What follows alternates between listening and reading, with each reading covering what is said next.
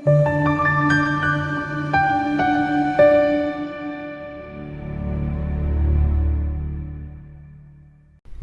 kakhulu ukukhuluma nawe kwi-channel uNkulunkulu Uyokulonda Uyokubusisa.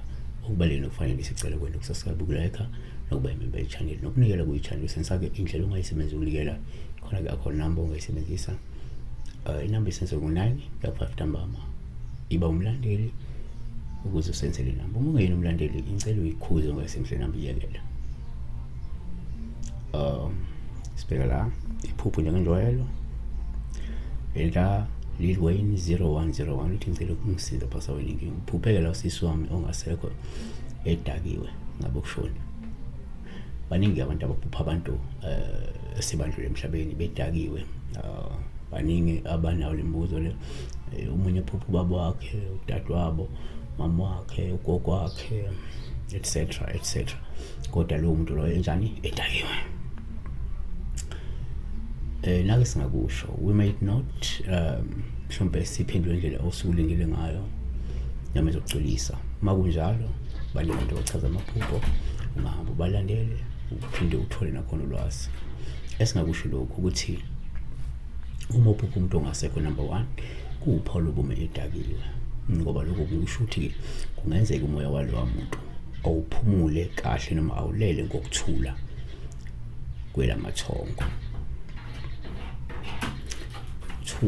Omunye angayibeka kanjena ngathi uma uphupha umuntu ongasekho kuwuphawu lobume edakiwe olingasho ukuthi umufi akahleli kahle kwelamathongo. Kunezinto mhlawumbe angazange ayizenze kahle esaphila futhi kumele nimlungisele.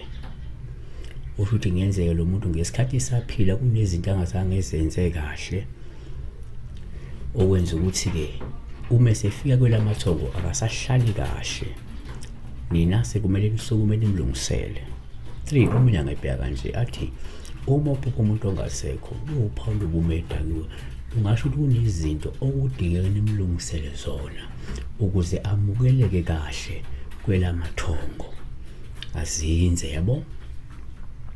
Noma ke singayibeka kanje 4 omunye athi uma uphupha umuntu ongasekho komunye umuntu kungaba uphawu lomuntu umedakiwe olingabe lusho ukuthi umufi kungenzeka ugangiwe ngemithi ngezigadlo ukuze angabe isidalwa esihlambulukile.